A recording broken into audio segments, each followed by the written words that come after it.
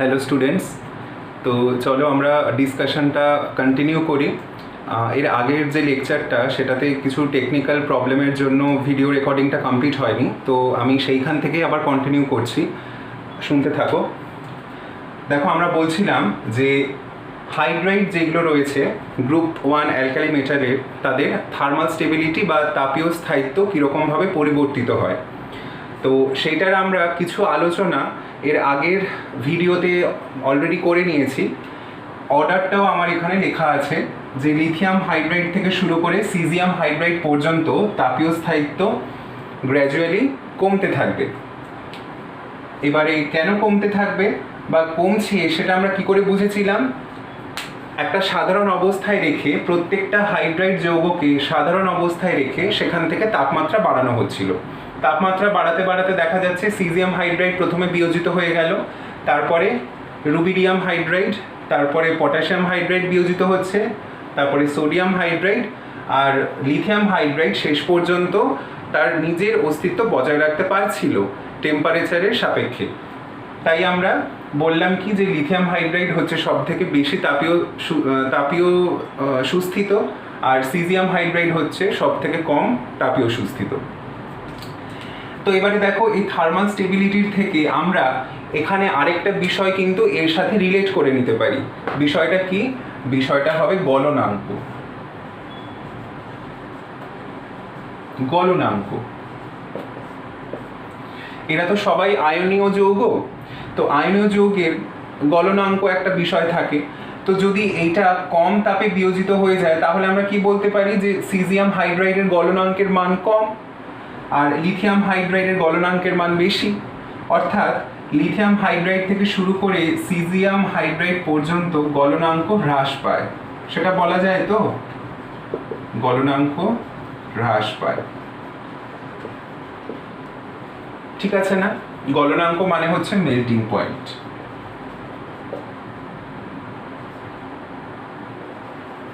Melting point. তো তাপমাত্রা বৃদ্ধি করার সাথে সাথে এদের বিয়োজন ঘটছে বা এদের অবস্থার পরিবর্তন ঘটছে, সেটা তো পরীক্ষাগত ব্যাপার। কিন্তু থিওরিটিক্যালি বা তাত্ত্বিকভাবে আমরা আর কিছু বিষয় দিয়ে কি এই ব্যাপারটাকে ব্যাখ্যা করতে পারি? প্রশ্ন এখানে একটা আছে। তো তার উত্তরে বলা হচ্ছে যে হ্যাঁ, নিশ্চয়ই পারি। সেইগুলো 3টে পয়েন্ট রয়েছে যার দ্বারা আমরা এই যে ক্রমটা, তাপীয় স্থায়িত্ব বলো বা গলনাঙ্ক বলো, এই দুটোর ক্রম কিন্তু এইটাই। দেখো, আমি এখানে লিখেছি দুটোর যে ক্রম আমি এখানে লিখলাম, সেই দুটো ক্রমকে ব্যাখ্যা করবার জন্য 3টে পয়েন্ট এখানে আমরা ইউজ করতে পারি। তো 3টে পয়েন্ট কি কি? নাম্বার 1 হচ্ছে আকার, আয়নের আকার।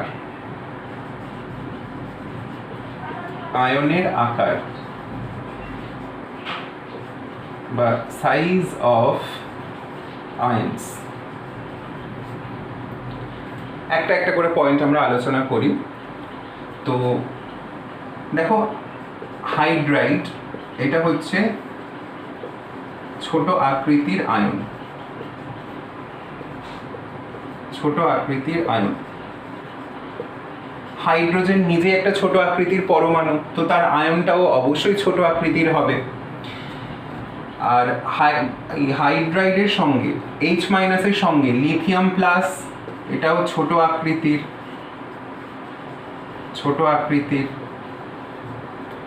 আয়ন। এটাও ছোট আকৃতির আয়ন। লিথিয়াম প্লাস থেকে শুরু করে সিজিয়াম প্লাসের দিকে যত আমরা মুভ করব তত কি হচ্ছে? আকার বাড়ছে।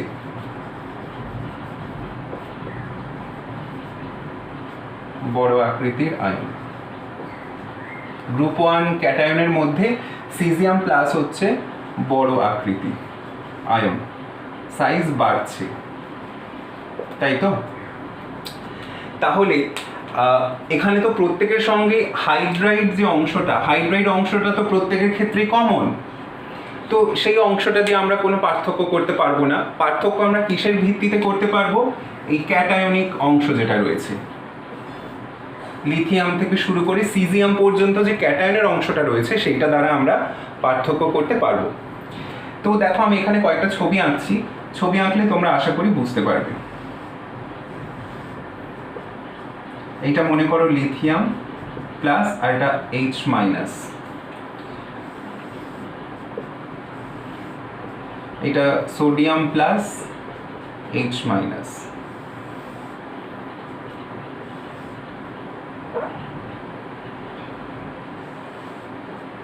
এটা পটাশিয়াম প্লাস H মাইনাস।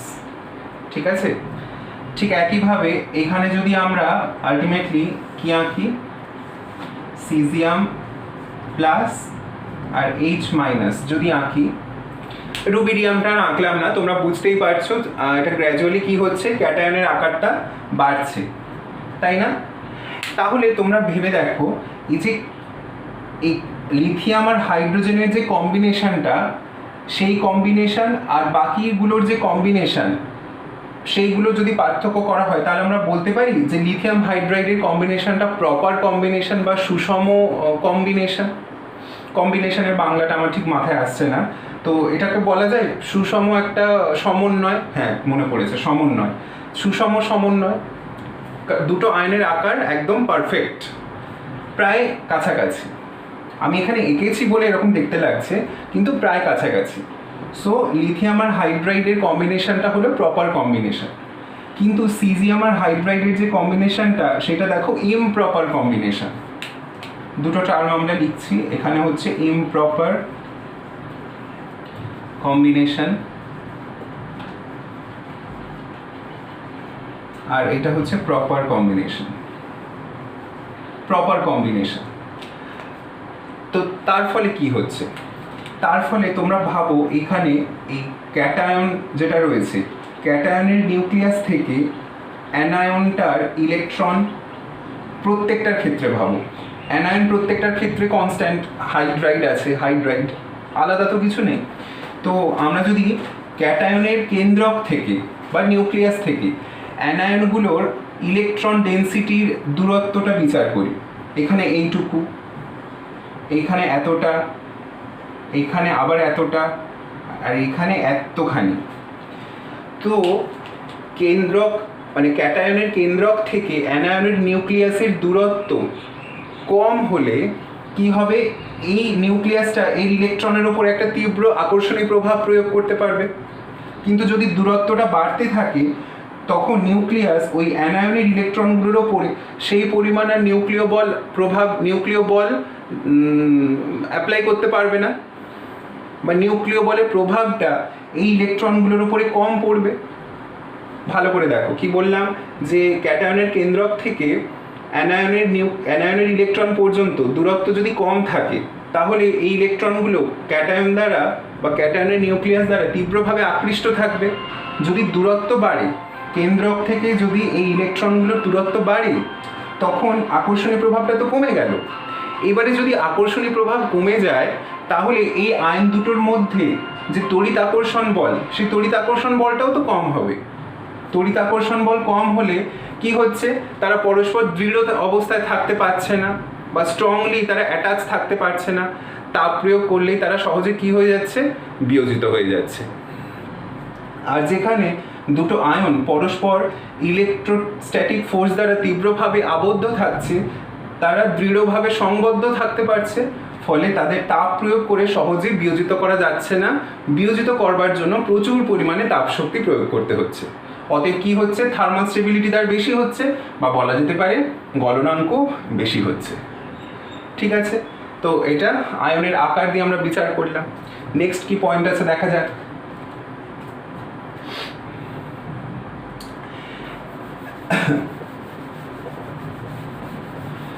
গলনাঙ্ক এবং তাপীয় স্থায়িত্ব দুটোর ক্ষেত্রে তোমরা এই সমস্ত পয়েন্টগুলো দিয়ে ব্যাখ্যা করতে পারো, একই হবে।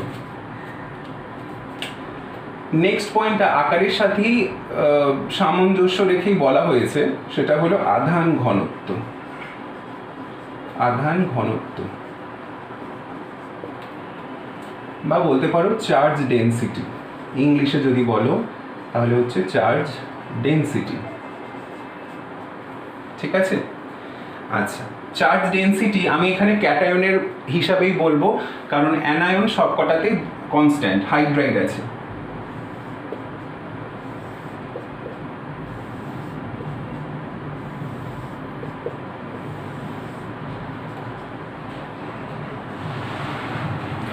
This is lithium plus sodium plus potassium plus rubidium plus R cesium plus। আধান ঘনত্ব তোমাদেরকে আমি বেশ কয়েকটা আগের ভিডিওতেই বলেছি আধান ঘনত্বকে কিরকমভাবে প্রকাশ করা হয়। আধান ঘনত্ব হচ্ছে আধান বাই আয়নের ব্যাসার্ধ, আয়নের ব্যাসার্ধ, তাই তো না? ব্যাসার্ধ মানে radius of ion, radius of ion. আর ওপরটা কি? আধান মানে হচ্ছে চার্জ। চার্জ এখানে প্রত্যেকটা আয়নের ওপরে কত? +1। প্রত্যেকটা আয়নের ওপরে এই উদাহরণ যেটা বলছি সেখানে প্রত্যেকটা আয়নের ওপর চার্জ হচ্ছে +1। তো আধান দিয়ে আমরা আর কি বিচার করব? আধান তো সবার ক্ষেত্রে সমান হয়ে গেছে, তাহলে কি দিয়ে বিচার করব? রেডিয়াস। রেডিয়াস মানে দেখো সে আবার আয়নের আকারের কথাই চলে আসছে। মানে আমরা যদিও আধান ঘনত্ব বলি, সেই আয়নের আকারের কথাটা কিন্তু এখানে ইনভলভড। এবারে তোমরা বলো যে রেডিয়াস এখানে কার সব থেকে বেশি? অবশ্যই সিজিয়ামের বেশি। সিজিয়ামের রেডিয়াস বেশি হওয়ার ফলে আধান ঘনত্ব সিজিয়ামের সব থেকে কম। আর লিথিয়ামের যেহেতু রেডিয়াস সব থেকে ছোট, লিথিয়াম আয়নের, তাই তার আধান ঘনত্বটা সব থেকে বেশি। এবারে যে আয়নের আধান ঘনত্ব বেশি হবে সেই আয়নটা তার বিপরীত আধানধর্মী আয়নকে তীব্রতার সাথে নিজের দিকে আকর্ষণ করে তাকে ধরে রাখতে পারবে। আকর্ষণী প্রভাবটা তো তার বেশি হবে, তাহলে এখানে আকর্ষণী প্রভাব কার বেশি? লিথিয়াম প্লাস আয়নের বেশি। আর আকর্ষণী প্রভাব সিজিয়াম প্লাস আয়নের সব থেকে কম। অর্থাৎ সিজিয়াম প্লাস তার সাথে যে অ্যানায়ন H- রয়েছে তার প্রতি দুর্বল আকর্ষণী প্রভাব দ্বারা যুক্ত, তাই জন্য তাকে কম তাপে সহজে বিয়োজিত করা যাচ্ছে। আর লিথিয়াম প্লাস যেহেতু strongly attached to H- ion by strong electrostatic force because of the higher charge density বা আধান ঘনত্ব, সেই কারণে লিথিয়াম প্লাসটা H- সঙ্গে একটা স্ট্রং ইন্টারঅ্যাকশনে বা স্ট্রং আকর্ষণী প্রভাবে যুক্ত থাকার ফলে তার তাপীয় স্থায়িত্ব বেশি এবং তার গলনাঙ্কে পৌঁছাতে গেলে বেশি তাপ প্রয়োগ করতে হয়। আশা করি বুঝতে পেরেছ। এটা হলো দ্বিতীয় পয়েন্ট। লাস্ট পয়েন্টটা অবশ্য এখন বললে হয়তো অতটা তোমরা বুঝতে পারবে না, কিন্তু তাও আমি বলে রাখছি। এই পয়েন্টটা তোমাদের রাসায়নিক বন্ধন চ্যাপ্টারের সঙ্গে যুক্ত আছে, তাও জেনে রাখো। থার্ড পয়েন্টকে বলা হচ্ছে ল্যাটিস এনার্জি। ল্যাটিস এনার্জি বা বাংলায় বলা হয় ল্যাটিস শক্তি। ল্যাটিস শক্তি। ল্যাটিস বিষয়টা আমি তোমাদের হিন্ট একটু আগে দিয়েছিলাম, মানে এই গ্রুপ 1 পড়ানোর সময় একদম প্রথম ভিডিওতে একটা ছবি এঁকেছিলাম এই রকম। দেখো তো মনে করতে পারো কিনা।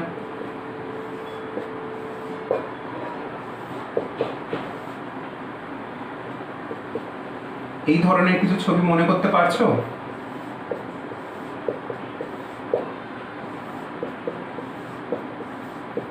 ধাতব কেলাসের ক্ষেত্রে আমরা এরকম একটা ছবি এঁকেছিলাম। সেখানে কি ছিল? ধাতব ক্যাটায়ন ছিল এবং ইলেকট্রন ছিল। এখানে ইলেকট্রনের বদলে অ্যানায়ন আছে। তো যখন কোনো আয়নীয় যৌগ তৈরি হয়, আয়নীয় যৌগ তৈরি হওয়ার ক্ষেত্রে কিছু কিছু যৌগ এমন দেখা গেছে যে ক্যাটায়ন এবং অ্যানায়নগুলো তারা পরস্পর এরকম একটা অর্ডার্ড অ্যারেঞ্জমেন্ট বা একটা সুষম সজ্জাবিন্যাস ধারণ করে। সুষম সজ্জাবিন্যাস যেটা ধারণ করে, এই গঠনটাকে বা এই অ্যারেঞ্জমেন্টটাকেই বলা হয় ল্যাটিস। ল্যাটিস বলা হয়, বা যেটা তোমরা বলো ক্রিস্টাল বা কেলাস, ল্যাটিস। ঠিক আছে, খুব সহজভাবে বলছি কারণ এখন ডিটেলস বলতে গেলে ল্যাটিস এনার্জিটারই একটা আলাদা লেকচার হয়ে যাবে। ওই জন্য এখানে যেটুকু দরকার আমাদের এটা ব্যাখ্যা করবার জন্য সেটুকুই বলছি। তো এই বিষয়টাকে বলা হয় ল্যাটিস। তো ল্যাটিস শক্তিটা কি? যখন আয়নগুলো পরস্পরের সঙ্গে আকর্ষণী প্রভাব দ্বারা পরস্পরের কাছাকাছি বা পরস্পরের গায়ে গায়ে সংলগ্ন হয়ে এরকম একটা আবদ্ধ স্ট্রাকচার তৈরি করছে। আবদ্ধ মানে একটা এরকম সুসংবদ্ধ স্ট্রাকচার, আবদ্ধ বলবো না, সুসংবদ্ধ গঠন যখন তৈরি করছে তখন দেখো তো আয়নগুলোর যা এনার্জি ছিল বা আয়নগুলো যেরকম ছোটাছুটি করছিল, আয়নসগুলো তো খুব শক্তি সম্পন্ন। কারণ আয়ন কিভাবে তৈরি করে, বাইরে থেকে শক্তি প্রয়োগের দ্বারা ইলেকট্রন অপসারিত করে আয়নস তৈরি হয়। তো আয়নগুলোর একটা নিজস্ব একটা শক্তি ছিল। তো এরা যে এরকম ফিক্সড হয়ে বসছে বা সুসংবদ্ধ হয়ে বসছে, তার মানে কি এদের শক্তি নিশ্চয়ই কমে যাচ্ছে, তবেই ওরা ওরকমভাবে বসতে পারছে। যদি তাদের শক্তি বেশি থাকতো তাহলে তো বসতে পারতো না, তারা ঘোরাঘুরি করতো। তো বসতে গেলে বা এরকম সুসংবদ্ধ গঠন পেতে গেলে তাদের শক্তিগুলোকে ছেড়ে দিতে হবে বা শক্তি কমাতে হবে। শক্তি কমানোর জন্য যে পরিমাণ শক্তি বাইরে ছেড়ে দিচ্ছে, এরকম গঠন তৈরি হওয়ার পর বা এরকম গঠন তৈরি করবার জন্য বা ল্যাটিস তৈরি করবার জন্য যে পরিমাণ শক্তি ছেড়ে দিচ্ছে সেইটাকেই বলা হয় ল্যাটিস এনার্জি। ল্যাটিস এনার্জি, ঠিক আছে। ল্যাটিস তৈরি হওয়ার জন্য বা এরকম সুসংবদ্ধ গঠন তৈরি করবার জন্য যে পরিমাণ শক্তি ছাড়ছে সেটাই হচ্ছে ল্যাটিস এনার্জি। এখানে আরও বিষয় আছে যে এক মোল তৈরি হতে হবে, এইসব বিষয়গুলো তোমরা রাসায়নিক বন্ধনে পড়বে, আমি আর অত ডিটেলসে যাচ্ছি না। তো সব কটা এরা আয়নীয় যৌগ আমি প্রথমেই বলেছি, কিন্তু প্রত্যেকের ক্ষেত্রে ল্যাটিস এনার্জিটা সমান হবে না। ল্যাটিস এনার্জি কিসের ওপর নির্ভর করছে? ল্যাটিস এনার্জি নির্ভর করছে এই আয়নগুলোর মধ্যে পারস্পরিক আকর্ষণী বলের উপরে। দুটো মেন বিষয়ের ওপর ল্যাটিস এনার্জি নির্ভর করে। ল্যাটিস এনার্জির একটা সমীকরণ আছে, সেই সমীকরণটার একটা ছোট্ট ফর্ম আমি এখানে তোমাদের জন্য লিখে দিচ্ছি। মাইনাস ইউ দিয়ে অনেকে ল্যাটিস এনার্জি প্রকাশ করে বা অনেকে শুধু ইউ দিয়েও প্রকাশ করে, আলাদা কিছু নয়। Minus U proportional to Z plus into Z minus by R plus plus R minus. Z plus R Z minus হচ্ছে আধানের গুণিতক। আধানের গুণিতক বিষয়টা কি? ধরো সোডিয়াম হাইড্রাইড, এখানে Na প্লাস আছে, H মাইনাস আছে, তাহলে প্লাস কটা আছে? একটাই। মাইনাস কটা আছে? একটাই। তাহলে আধানের গুণিতক জেড প্লাস হচ্ছে ক্যাটায়নের আধানের গুণিতক যেটা 1, আর জেড মাইনাস যেটা অ্যানায়নের আধানের গুণিতক সেটাও 1। ওকে, আর প্লাস হচ্ছে ক্যাটায়নের ব্যাসার্ধ, আর মাইনাস হচ্ছে অ্যানায়নের ব্যাসার্ধ। তাহলে দুটো বিষয়ের উপর নির্ভর করছে। তো এখানে মূলত কি হচ্ছে দেখো, জেড প্লাস জেড মাইনাস তো সব কটা যৌগের ক্ষেত্রেই তো সমান, তাই ওটা দিয়ে আমি আর কোনো পার্থক্য করতে পারবো না। পার্থক্য শুধু কিসের ভিত্তিতে করতে পারবো দেখো, এই যে আর প্লাস আর আর মাইনাস। আবার আর মাইনাসটাও সবার সমান, কারণ সব আর মাইনাসটা হাইড্রাইডের জন্যই পাবো। তাহলে আলটিমেটলি আর প্লাসের ওপরেই নির্ভর করছে। আর প্লাস, তুমি যত লিথিয়াম থেকে সিজিয়ামে যাবে আর প্লাসটা বাড়ছে। এবার আর প্লাস যত বাড়বে ল্যাটিস এনার্জি তত কি হবে? ল্যাটিস এনার্জি কমে যাবে, ঠিক না? আর প্লাস যত বাড়বে তত ল্যাটিস এনার্জি কি হবে? ল্যাটিস এনার্জি কমে যাবে। আর ল্যাটিস এনার্জি যদি কোনো যৌগের কমে যায় তার মানে কি? ল্যাটিস এনার্জি কম মানে তারা কম পরিমাণ শক্তি ছাড়ছে। কম পরিমাণ শক্তি ছাড়ছে মানে ওই আয়নগুলোর মধ্যে নিজস্ব শক্তি কিছু থেকে যাচ্ছে। কোনো যৌগ যদি তার ল্যাটিস এনার্জি কম হয় তার মানে কি? তারা কম পরিমাণ শক্তি ছাড়ছে। তো এবার কম পরিমাণ শক্তি ছাড়ছে মানে তার মানে এই আয়নগুলোর মধ্যে কিছু পরিমাণ শক্তি স্টোর থাকছে বা কিছু পরিমাণ শক্তি থেকে যাচ্ছে, যার ফলে তারা সুস্থিত অতটা হচ্ছে না। যে কোনো মুহূর্তে তাপ শক্তি প্রয়োগ করলে কি হতে পারছে? ভেঙে যেতে পারছে বা বিয়োজিত হয়ে যেতে পারছে। সেই কারণেই এই ল্যাটিস এনার্জির সাপেক্ষে বিচার করলেও আমরা কি দেখছি যে সিজিয়াম হাইড্রাইডে ল্যাটিস এনার্জি কম, তাই তার সুস্থিতি কম, অর্থাৎ তাপীয় স্থায়িত্ব কম এবং গলনাঙ্কটাও কম। বোঝাতে পারলাম? আর ল্যাটিস এনার্জিটা এই যে জেড প্লাস জেড মাইনাস মানে যত আধান বাড়বে তত তাদের মধ্যে আকর্ষণী প্রভাব বাড়বে। আধান যত বাড়বে, আধান বাড়ছে মানে এখানে তো আধান সবার সমান, তা আমরা কিসের ভিত্তিতে বলতে পারি? চার্জ ডেনসিটির ভিত্তিতে বলতে পারি। এই যে এখানে লিখেছি, তো যার চার্জ ডেনসিটি যত বেশি হবে সে আয়নগুলোর ওপরে পারস্পরিক আকর্ষণী প্রভাব অনেক বেশি প্রয়োগ করবে, যার ফলে তারা খুব দৃঢ়ভাবে আটকে থাকতে পারবে এবং যার ফলে প্রচুর পরিমাণে শক্তি ছেড়ে দিতেও পারবে। তাই সেই সমস্ত ল্যাটিসগুলো বেশি সুস্থিত হবে।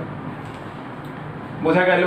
তাহলে এই 3টে পয়েন্ট দিয়ে আমরা গলনাঙ্ক এবং তাপীয় স্থায়িত্ব ব্যাখ্যা করতে পারি খুব সহজেই। সো চলো আমরা নেক্সট পয়েন্ট নিয়ে এবার আলোচনা করি।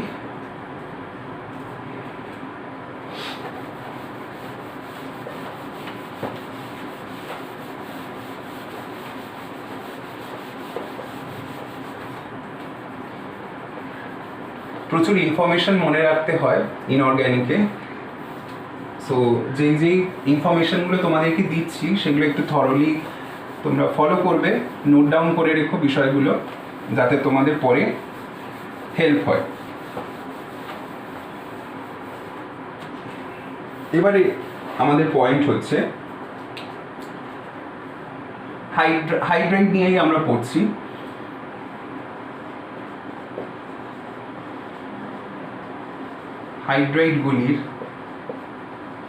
হাইড্রাইডগুলির আয়নীয় চরিত্র। হাইড্রাইডগুলির আয়নীয় চরিত্র বা আয়নিক ক্যারেক্টার। দেখো, আমরা তো সবাইকে আয়নীয় যৌগ বললাম, কিন্তু সবার কি আয়নীয় চরিত্রটা সমান, সেইটা এবার আমরা এখানে দেখব। তো প্রথম পয়েন্ট হচ্ছে সবার আয়নীয় চরিত্র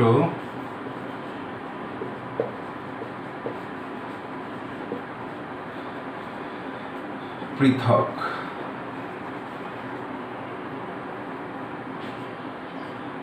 কেন?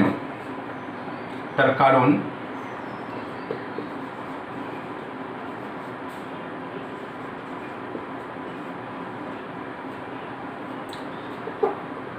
ধরো H- আছে,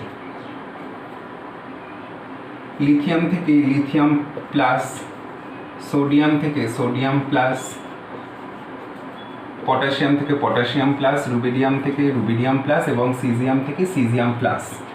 তোমরা আমাকে বলো তো, এই যে আয়নগুলো, এই আয়নগুলোর মধ্যে কোন আয়নটা তৈরি করা সব থেকে সহজ? মানে কার আয়নন এনার্জি বা আয়নাইজেশন এনার্জি সব থেকে কম? যার আয়নাইজেশন এনার্জি সবচেয়ে কম তাকেই আয়ন তৈরি করা সহজ হবে। তো সিজিয়াম থেকে সিজিয়াম প্লাসের আয়নন শক্তি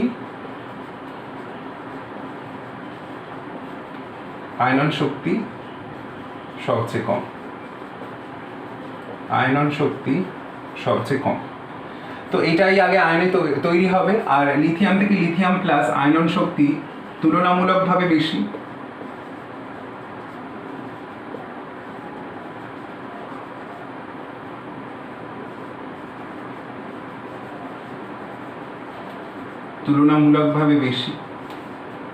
তাই না?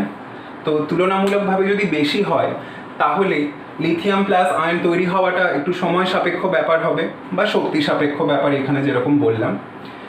অর্থাৎ এই H- এর সঙ্গে এই আয়নগুলো যে কম্বাইন করবে, এখানে সিজিয়াম সহজেই আয়ন তৈরি করে H- এর সাথে কম্বাইন করে CSH এইটা তৈরি করে ফেলছে, এরকম আয়নীয় ফর্মে থাকছে। আর এইখানে যেহেতু Li প্লাস H- তৈরি করছে, কিন্তু সেইটা অনেক শক্তি সাপেক্ষ ব্যাপার। তো যে সহজে আয়ন তৈরি করে এই হাইড্রাইড যৌগটা তৈরি করতে পারবে, এখানে আমি এটা বলছি না যে কার এই হাইড্রাইড যৌগ তৈরি করার প্রবণতা বেশি, সেটা কিন্তু আমি বলছি না। আমি বলছি যে সহজে আয়ন তৈরি করে এরকম টাইপের আয়নীয় যৌগ তৈরি করবে, সহজে আয়ন তৈরি করে। রাইট? কথাটার মধ্যে একটু টুইস্ট আছে। তোমরা ভাবতে পারো যে ও আচ্ছা, তাহলে সিজিয়াম হাইড্রাইডটাই সব থেকে বেশি তৈরি হবে, তা কিন্তু নয়। আমি বলছি সিজিয়াম হাইড্রাইডটা খুব ফাস্ট তৈরি হচ্ছে, বেশি তৈরি হচ্ছে বলছি না, খুব দ্রুততার সাথে সিজিয়াম হাইড্রাইডটা তৈরি হচ্ছে। তারপরেই তো আমরা কতটা বেশি তৈরি হবে বা কে সুস্থিত সেই আলোচনাগুলো করব, কিন্তু খুব দ্রুততার সাথে কোনটা তৈরি হচ্ছে আয়নীয় ফর্মে, তো সেইটা দেখা যাচ্ছে সিজিয়াম হাইড্রাইড বেশি তৈরি হচ্ছে। বেশি ইন দ্য সেন্স খুব দ্রুত তৈরি হচ্ছে। তারপরে দ্রুততার সাথে তৈরি হবে রুবিডিয়াম হাইড্রাইড, তারপরে পটাশিয়াম, মানে যে যত সহজে আয়ন তৈরি করতে পারবে তার হাইড্রাইড তত সহজে তৈরি হবে, তত সহজে বা তত দ্রুততার সাথে তৈরি হবে। তো আমরা সেই সমস্ত হাইড্রাইডগুলোকেই বলবো তার আয়নীয় চরিত্র বেশি। অর্থাৎ যেহেতু লিথিয়াম থেকে সিজিয়াম পর্যন্ত আয়ন তৈরি করা সহজ, তাই লিথিয়াম থেকে সিজিয়াম পর্যন্ত হাইড্রাইডগুলোর আয়নীয় চরিত্রটাও বেশি, কারণ এরা তো আয়নীয় যৌগ হিসাবে তৈরি হচ্ছে। তাহলে এখানে আমরা কি লিখতে পারি, যে কথাটা লিখে নাও, এটা আমি মুছে দিচ্ছি।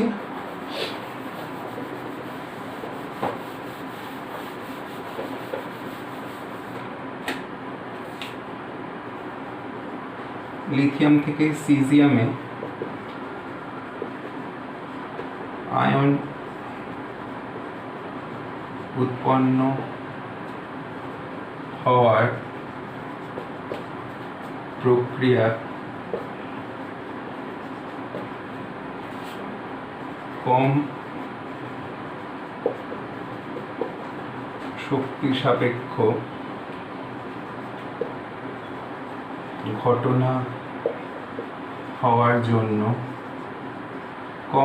সাপেক্ষ ঘটনা হওয়ার জন্য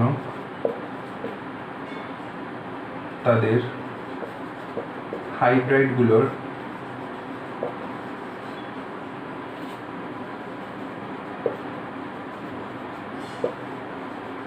আয়নিক ক্যারেক্টার বেশি। ওকে, এইটা হলো ঘটনা।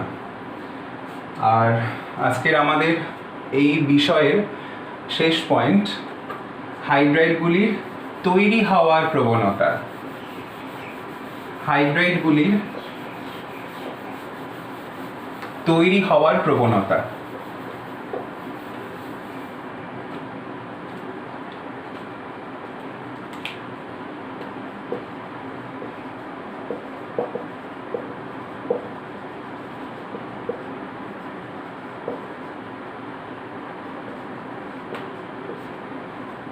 হাইড্রাইডগুলির তৈরি হওয়ার প্রবণতার অর্ডারটা প্রথমে লিখি, তারপরে আমি ব্যাখ্যা করছি। LiH, NaH,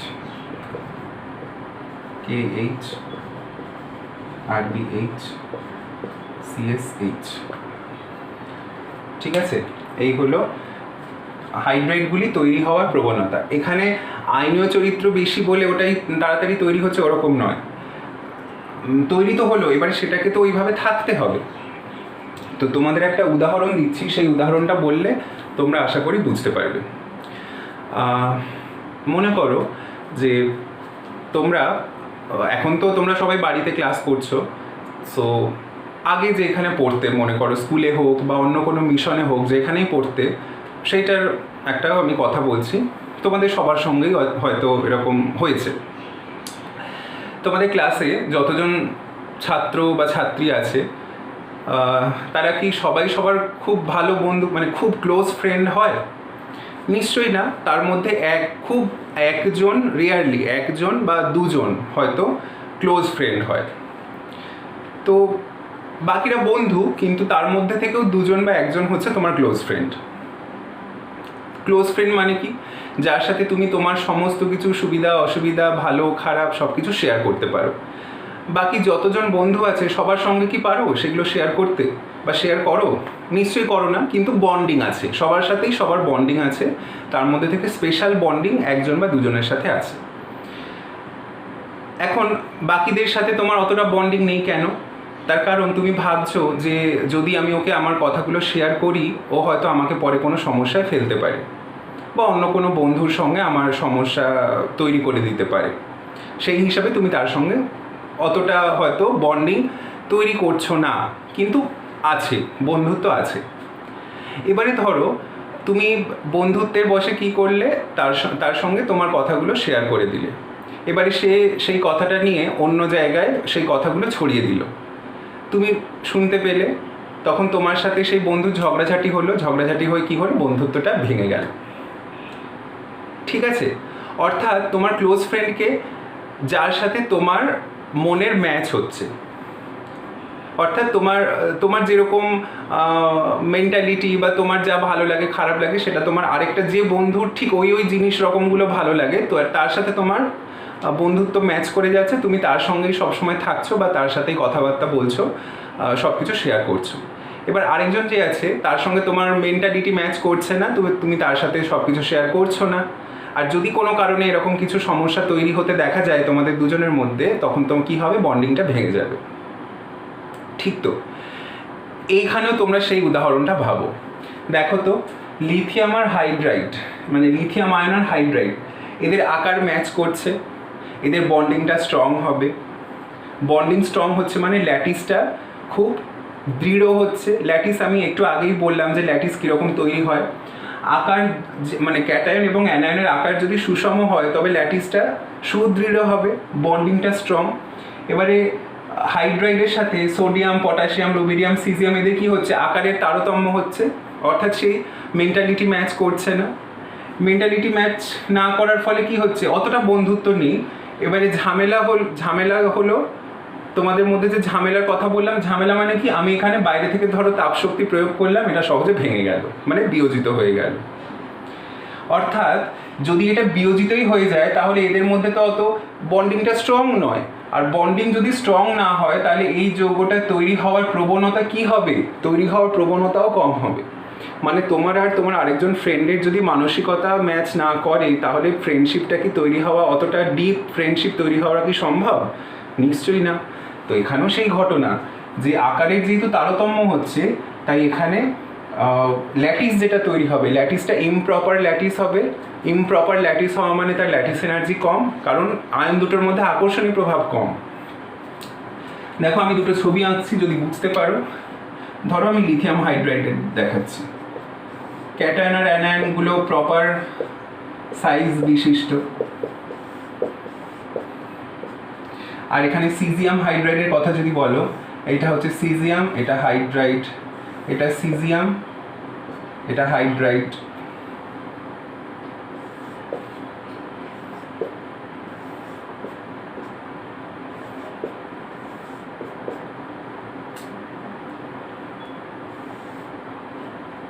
তাহলে কি এদের মধ্যে কি অতটা ভালো ম্যাচিং হবে? নিশ্চয়ই হবে না। তাই এর ল্যাটিসটা সুস্থিত নয়, সুস্থিত ল্যাটিস নয়। আর এইটা সুস্থিত ল্যাটিস। আর সুস্থিত ল্যাটিস হলে lattice energy high, lattice energy high.